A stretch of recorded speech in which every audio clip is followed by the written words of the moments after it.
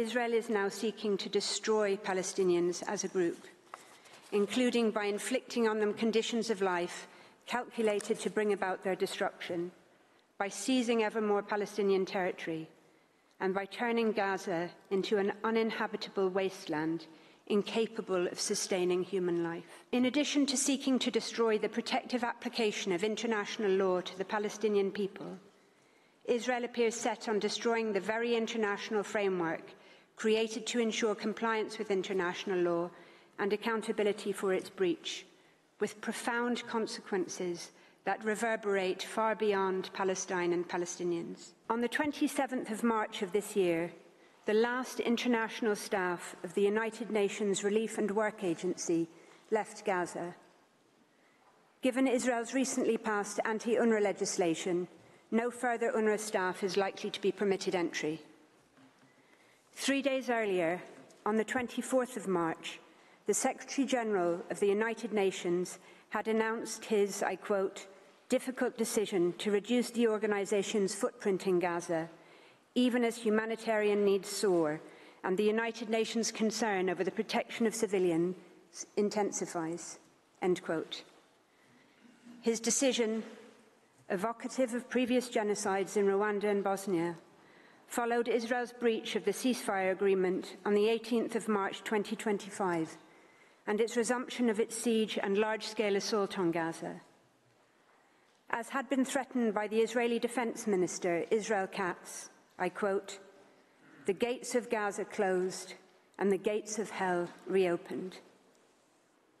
Israel killed almost 500 people, including more than 180 children, in the deadliest 24 hours in Gaza since October 2023. One strike on a designated UN compound killed one international UN official and injured seriously 5 others.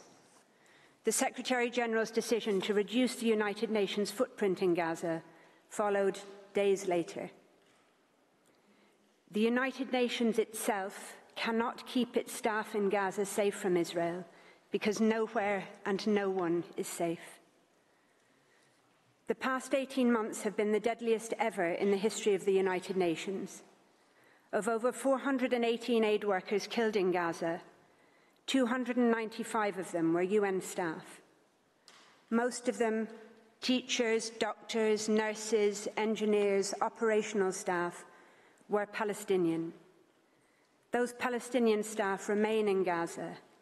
Their own footprint is also being reduced each day as they are injured and killed. As stated by Médecins Sans Frontières, Gaza has been turned into a mass grave of Palestinians and those coming to their assistance, end quote. In the words of the Secretary-General, it is a killing field. Since March 2025, Israel has no longer even maintained the pretense of designating so-called humanitarian zones. In the last month alone, it has bombed over 20 times the tents of the displaced in Al-Mawasi, the overcrowded sandy wasteland to which it repeatedly ordered Palestinians to flee, a ground invasion of which is now reportedly imminent. As stated by UNICEF, I quote, images of children burning while sheltering in makeshift tents should shake us all to our core. The warnings of United Nations officials could not be clearer, including by the head of office for OCHA in the occupied Palestinian territory, who himself remains in Gaza.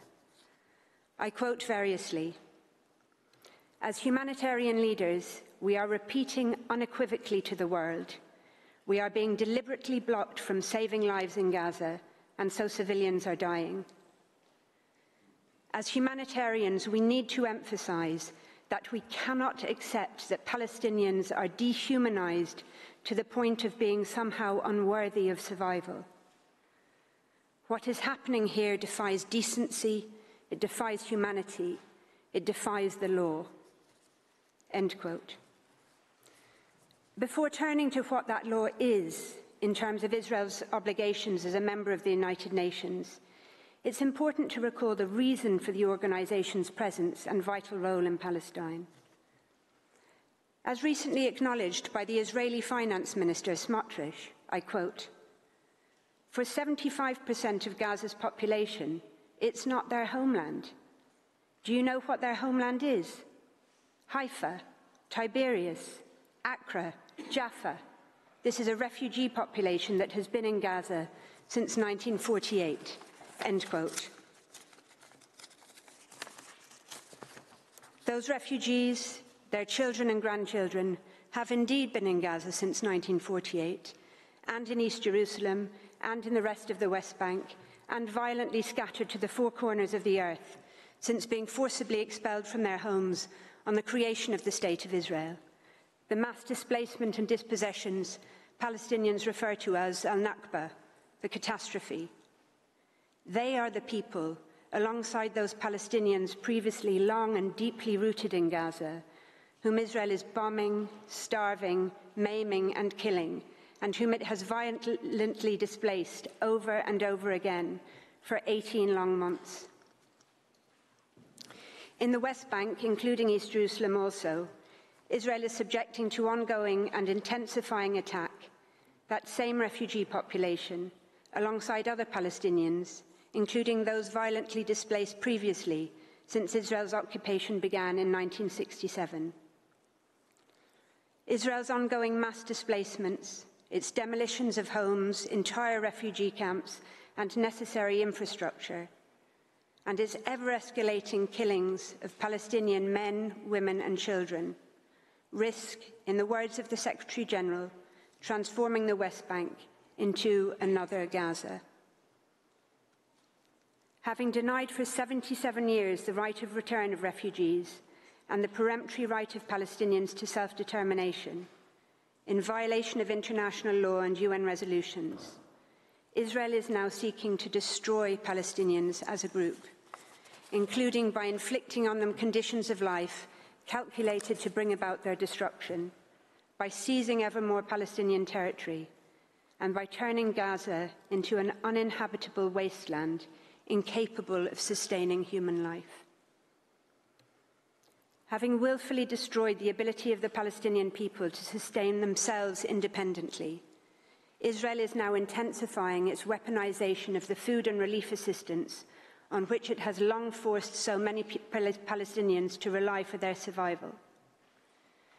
It is also seeking to destroy UNRWA, the very agency mandated by the United Nations to provide them with life-sustaining aid and assistance, including to, I quote, prevent conditions of starvation and distress among them, end quote, until a just and lasting resolution of their plight, in accordance with international law, including General Assembly Resolution 1943 of 1948. It is against that backdrop that I turn to Israel's breach of its duty to cooperate with the United Nations. Article 2.5 of the Charter stipulates that all members shall give the United Nations every assistance in any action it takes in accordance with the present Charter.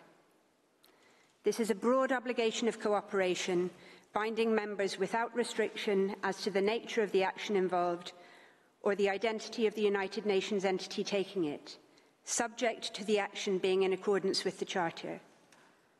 This is reflected in state practice, including written statements in these proceedings, and numerous UN resolutions concerning Palestine. Israel now argues before this court that the Article 2.5 obligation should be interpreted as restricted to certain limited actions taken by the Security Council, where the United States repeatedly wields its veto to shield Israel from accountability. But Israel interpreted this obligation very differently when being considered for membership in the United Nations. At a meeting of the committee considering its application in 1949, Israel undertook unqualifiedly to, I quote, cooperate with the organs, plural, of the United Nations with all the means at our disposal in the fulfillment of the part of Resolution 194 concerning refugees, end quote. Israel has also interpreted the obligation broadly when commending other states for acting as, quote, loyal members of this organisation, end quote, in providing every assistance to the UN pursuant to Article 2.5. Israel cannot now credibly assert for itself a different interpretation of the Charter. The Court has itself confirmed the nature of the obligation in its Reparation for Injuries advisory opinion.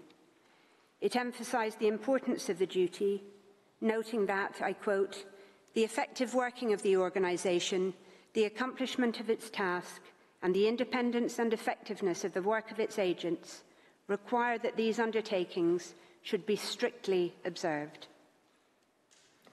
Accordingly, as the Secretary-General has underscored, it has been a long-standing position of the Secretariat, I quote, that Member States are required to provide every assistance to United Nations entities to ensure the effective implementation of their mandates. He reaffirmed this just 4 months ago in his letter to the Security Council and General Assembly, underscoring that as a member of the United Nations, Israel is required, quote, to give UNRWA every assistance, end quote, in any action taken in accordance with the Charter. Israel is intentionally and egregiously failing to do so. Secondly, and relatedly, Israel is egregiously breaching its obligations to respect the inviolability of UN premises and the immunity of UN premises, property and assets, pursuant to Charter Article 105 and Israel's obligations under the 1946 Convention on the Privileges and Immunities of the United Nations. Israel is similarly in egregious breach of its obligations to respect the privileges and immunities of UN officials, including salaried Palestinian staff, international staff, and experts on UN missions, including fact-finding missions. Those obligations are unqualified and apply both in times of peace and of armed conflict.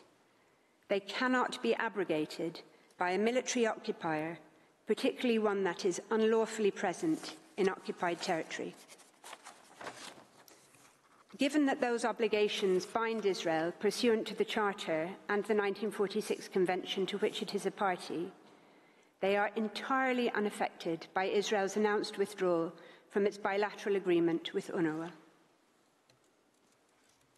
Israel's violations of those obligations in the West Bank, including East Jerusalem, include its forcible entry into UN schools, its seizure and often violent shuttering of UN premises, and its failure to protect them from attack by Israeli civilians. They also include Israel's obstruction or prohibition of the movement of Palestinian UN staff and of the access by international UN staff to the occupied Palestinian territory. In Gaza, Israel's violations of those obligations include its obstruction of UN aid, supplies, goods and equipment into and throughout the territory, and its attacks on UN food stores, distribution facilities and humanitarian convoys. Further violations include Israel's use of UN premises as military bases and its violent, lethal attacks on UN schools, shelters and healthcare facilities, which have been a feature of every large-scale military assault on Gaza since at least 2009. Since October 2023 alone, Israel has attacked more than 310 UN facilities in Gaza, many being struck repeatedly.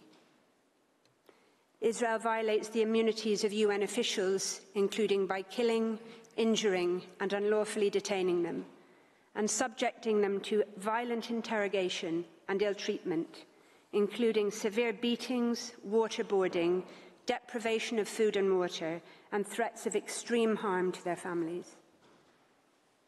Such violations against UN staff also constitute serious breaches of Israel's obligations under the 1973 Convention on the Prevention and Punishment of Crimes against Internationally Protected Persons. For 18 months and long previously, Israel has failed to prevent violent attacks on UN officials or to prosecute those responsible. The Israeli attacks on the 23rd of March 2025 on UN personnel and other aid workers in Rafah stands as a stark example. The slide on your screens shows the mangled wreckage of a UN vehicle, crushed by Israeli soldiers and hidden in the sand, buried alongside its murdered driver, a UN employee, and 14 medics and first responders, with their destroyed ambulances and fire truck. They were only recovered 6 days later, an initial joint UN mission to recover the bodies having been abandoned after, I quote, encountering hundreds of civilians fleeing under gunfire. The acting director of OCHA in Gaza described, I quote again, witnessing a woman shot in the back of the head. When a young man tried to retrieve her, he too was shot, end quote. As a video recording has exposed, the Israeli Army's Golani unit, responsible for the attacks on the 23rd of March, was briefed prior to its deployment to Rafah that, I quote, everyone you encounter is an enemy. If you spot a figure, open fire, eliminate, and move on. It was the recording of the Israeli attacks on the 23rd of March, found on the mobile phone of a slain Palestinian Red Crescent paramedic, that compelled Israel's retraction of its initial attempted justification of the killings. That recording of Refat Radwan's final words also reflects the sacrifice made by so many in Gaza who have given their lives for others. After reciting the Muslim prayers of the dying and knowing his mother's heart would be broken by his death, he called out, "Forgive me, Mother, forgive me. I chose this path to help people. Forgive me." As stated by the Director General of the International Committee of the Red Cross, quote, "The situation in Gaza will haunt us for decades because no one will be able to say we weren't aware. All the information is available. The images are there," end quote. They are being streamed from the phones of the living and the dead. All the information is available also of Israel's long-standing violations of the fundamental human rights of Palestinians, which is a third topic to which I now turn. Israel's actions, including those long predating October 2023, are an egregious violation of Articles 55 and 56 of Chapter 9 of the Charter. Through those articles, Israel, quote, "pledged to take joint and separate action in cooperation with the United Nations to promote higher standards of living and universal respect for and observance of human rights and fundamental freedoms for all," end quote. The obligations to which Chapter 9 gives rise are not optional. As the United States explained in its submissions in the South West Africa case, which concerned another situation of occupation of Namibia by apartheid South Africa, I quote, "In accordance with Chapter 9 of the Charter, states have an obligation to cooperate with the United Nations towards the realization of human rights and fundamental freedoms without discrimination for the people of Namibia," end quote. The same applies without discrimination to the people of Palestine. That is because through the Charter, the people of the United Nations, including Israel, have declared themselves, quote, "determined to reaffirm faith in fundamental human rights, in the dignity and worth of the human person, and in the equal rights of nations large and small," end quote. One of the foundational purposes of the United Nations is, I quote, "to achieve international cooperation in solving international problems of a humanitarian character and in promoting and encouraging respect for human rights and for fundamental freedoms for all, without distinction," end quote. International law protects and binds all peoples equally. There are no children of a lesser God.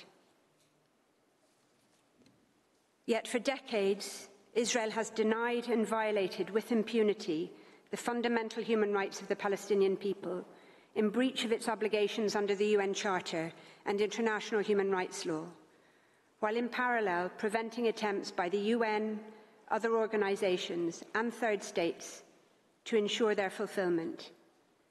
It has violated the right of Palestinians to development, causing widespread poverty across the occupied Palestinian territory and forcing large numbers of people into dependence on international assistance. And then it has obstructed that international assistance or destroyed it once provided. It has violated the rights of Palestinians to food, to water, to health, to physical integrity, to education, to property, to shelter, and above all else, their right to life, including through the system of racial discrimination and apartheid it has imposed. The hundreds of thousands of Palestinian men, women and children whom it has imprisoned, many without charge or trial, have been particularly severely impacted. Israel's violations have been extensively documented by UN bodies and by Palestinian and international NGOs, and their breaches recorded by this court in 2 previous advisory opinions. However, even as against that standard, Israel's violations since October 2023 have been unprecedented. The International Criminal Court's arrest warrant for Israeli Prime Minister Netanyahu and former Defence Minister Gallant include the crime against humanity of persecution, defined as, I quote, the intentional and severe deprivation of fundamental rights, contrary to international law, by reason of the identity of the group or collectivity. In addition to the war crime of starvation, dealt with in the previous presentation, warrants have also been issued for the crimes against humanity of murder and inhumane acts, involving killing and the infliction of great physical or mental suffering or serious injury, committed as part of a widespread or systematic attack against a civilian population. The ICC pretrial chamber considered, for example, that, I quote, by intentionally limiting or preventing medical supplies and medicine from getting into Gaza, the 2 individuals are responsible for inflicting great suffering by means of inhumane acts on persons in need of treatment. Doctors were forced to operate on wounded persons and carry out amputations, including on children, without anaesthetics, causing these persons extreme pain and suffering, end quote. And almost inconceivably, the situation has deteriorated further since those warrants were issued. As of late 2024, the UN had already assessed that local water and food production in Gaza, crops, olive tree orchards, fishing, cattle and poultry farms had been all but destroyed, as had been essential services, including electricity, water and sewerage, alongside the destruction of bakeries, shops and trade. And now, no fuel, no medicine, no food, no water. Nothing has been permitted by Israel to enter Gaza for 57 days. 3 days ago, on Friday, the UN World Food Programme announced that it had now, I quote, depleted all its food stocks in Gaza. Widespread malnutrition, rampant infectious diseases, alongside untreated conditions and the severe mental impact of Israel's assault on Gaza, together with its systematic destruction of 95% of Gaza's hospitals and maternity clinics, and its killing of so many of Gaza's medical experts, will impact Palestinians for generations. This is not just about Gaza's present, but about its very future. And Gaza's future, its approximately 1 million children, are being impacted particularly severely. Children are literally freezing and starving to death. They include 79 children, including 8 newborn babies, who died during the particularly harsh cold weather of Christmas and New Year gone by. Gaza is now home to the largest cohort of child amputees in the world, the largest orphan crisis in modern history, and a whole generation in danger of suffering from stunting, causing irreparable physical and cognitive impairments. Over 15,600 children have been killed violently. Tens of thousands more of Gaza's children are injured or missing, and many of those surviving are so traumatized that they openly express the wish to die. They, like everyone in Gaza, are in desperate, urgent need of assistance, which Israel continues to block. As recently warned by the heads of 12 international aid agencies, I quote, "Survival itself is now slipping out of reach." Israel's acts are not just murderous and inhumane, they are genocidal, as the UN Commission of Inquiry and others have concluded, and as is the near consensus view across the human rights community. While the determination of Israel's international responsibility for genocide is the subject of other proceedings before this court, the risk to the right of Palestinians to be protected from acts of genocide is at issue in these proceedings.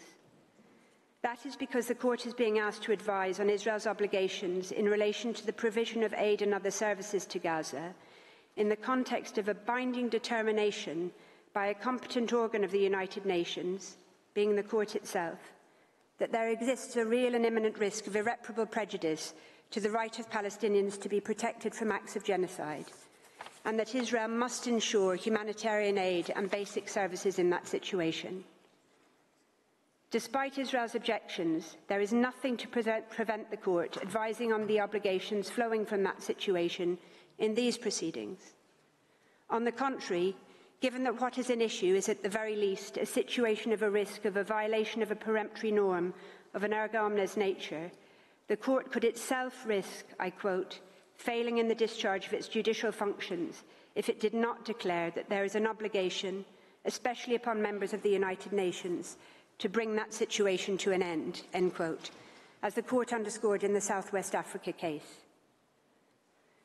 In the context of what UNRWA's Commissioner General has called, I quote, one of the darkest times for our common humanity that we vowed would not happen again, end quote, the court might well consider it particularly important to remind all states again, as it did a year ago in Nicaragua versus Germany, of their international obligations under the Convention on the Prevention and Punishment of the Crime of Genocide, as well as under other binding rules of international law.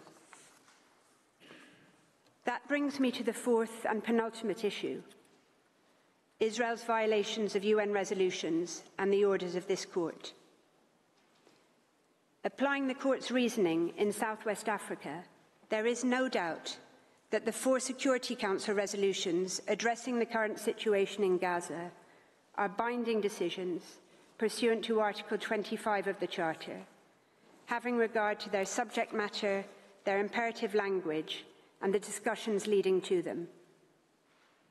Those discussions include the Secretary-General's exceptional triggering in December 2023 of Article 99 of the Charter, the most powerful tool available to him, permitting him to bring to the Security Council, quote, any matter which, in his opinion, may threaten the maintenance of international peace and security, end quote. Israel's continuing failure to comply with those resolutions, with unanimous Resolution 2417, which condemns the unlawful denial of humanitarian access to civilian populations, and with dozens of other Security Council resolutions since its admission to the United Nations, constitute repeated violations of Charter Article 25, reflecting a fundamental rejection of the Security Council's authority. Israel has similarly defied numerous General Assembly resolutions, including those calling for an immediate humanitarian ceasefire, setting out the modalities for the implementation of this Court's 2024 advisory opinion, and, I quote, strongly deploring the continued and total disregard and breaches by the government of Israel of its obligations under the Charter. End quote. Israel continues to defy Resolution 194 concerning the right of return of Palestinian refugees, with which it unequivocally undertook to comply on being admitted to UN membership, and Resolution ES 1024, demanding that Palestinians displaced during Israel's occupation be allowed to return home, as stipulated by this court in its 2024 opinion. Israel has also repeatedly violated Charter Article 94.1, by failing to comply with this court's binding orders in South Africa versus Israel. Israel's Prime Minister has rejected the court's authority, asserting that, I quote, "Nobody will stop us, not the Hague, not the axis of evil, and not anybody else." Just 12 days ago, its Defence Minister declared, in defiance of this court's orders, that, I quote, "Israel's policy is clear, and no humanitarian aid is about to enter Gaza." In violation of the court's order to maintain open land crossing points, in particular the Rafah crossing, previously described by the UN High Commissioner as, quote, "the symbolic lifeline for 2.3 million people in Gaza," Israel has closed all crossings, and it has turned Rafah itself, once a refuge for almost 1.5 million displaced Palestinians, into a post-apocalyptic wasteland. The slide on your screens, reflective of the general tenor of Israeli media since at least October 2023, shows Rafah devastated, with the caption, "The annihilation of Rafah is complete," alongside an Israeli flag and a flexed bicep. Plans are reportedly underway for Israel to annex 75 square kilometres of Rafah, 1/5 of Gaza, to Israel's so-called buffer zone, permanently. This, together with Israel's continuing maritime blockade, cuts Gaza and its people off from direct aid and assistance and from the rest of the world.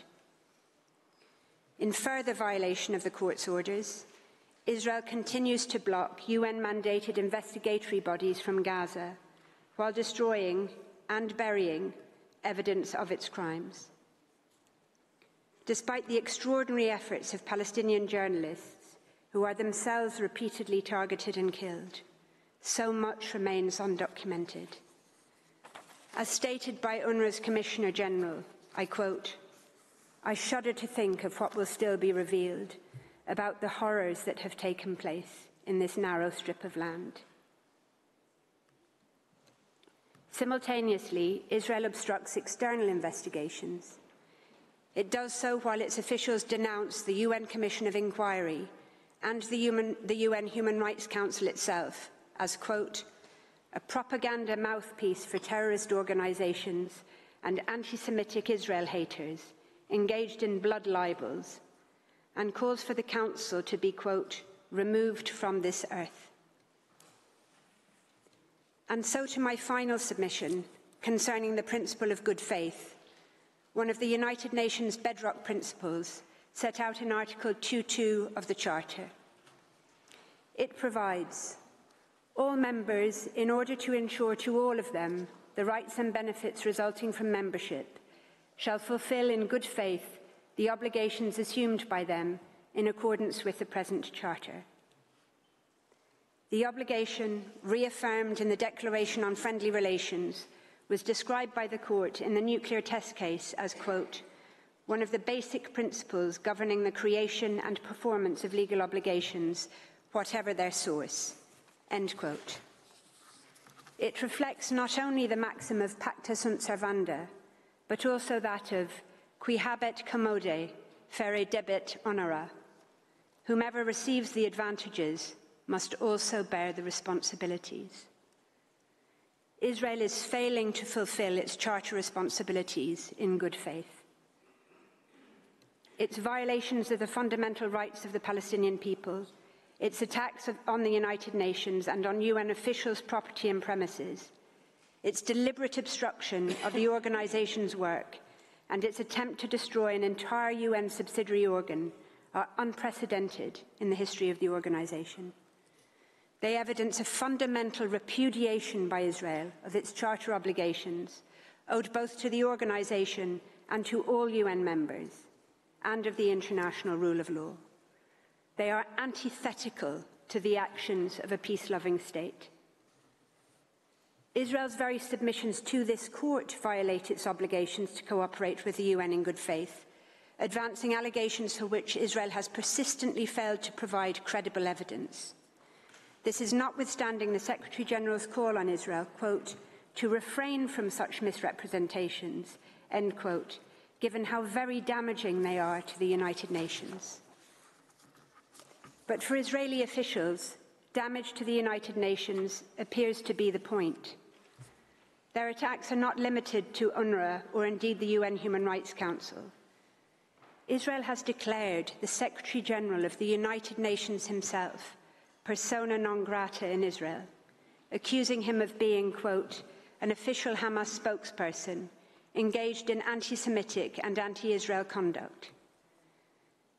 Israeli officials demand his resignation, labelling his triggering of Charter Article 99 and his calls for a ceasefire in Gaza, quote, a danger to world peace.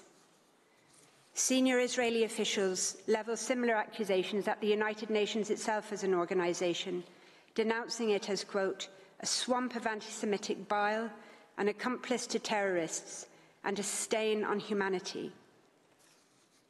Israeli officials have even sought to discredit this court, calling it, quote, an anti-Semitic court comprising judges from Muslim dictatorships, which has been manipulated and weaponized in the persecution of the Jewish people.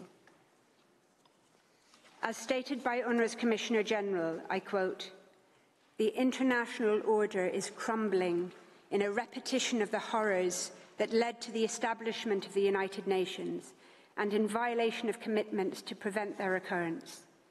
The attacks on UNRWA are an integral part of this disintegration, end quote. Not stopping at UNRWA, the Israeli ambassador to the United Nations itself has demanded that the entire UN and, quote, its corrupt courts, the ICC and the ICJ, must be defunded, end quote. In addition to seeking to destroy the protective application of international law to the Palestinian people, Israel appears set on destroying the very international framework created to ensure compliance with international law and accountability for its breach, with profound consequences that reverberate far beyond Palestine and Palestinians. If these venerable institutions are to survive, and if, in the words of the UN Relief Chief, quote, the basic principles of law still count, the international community must act while it can to uphold them, end quote. Mr. President, members of the Court, the international community is so acting in seeking the Court's advice on these matters, having regard to the Court's prior vital, unwavering reaffirmation of international law in its 2024 advisory opinion. Mindful of the former Secretary-General's description of the United Nations as, quote, the hope and home of all humankind, with the Charter at its compass, end quote, the State of Palestine respectfully calls on this Court to provide this further advisory opinion urgently to reset that compass in the continuing desperate hope that international law might finally prevail.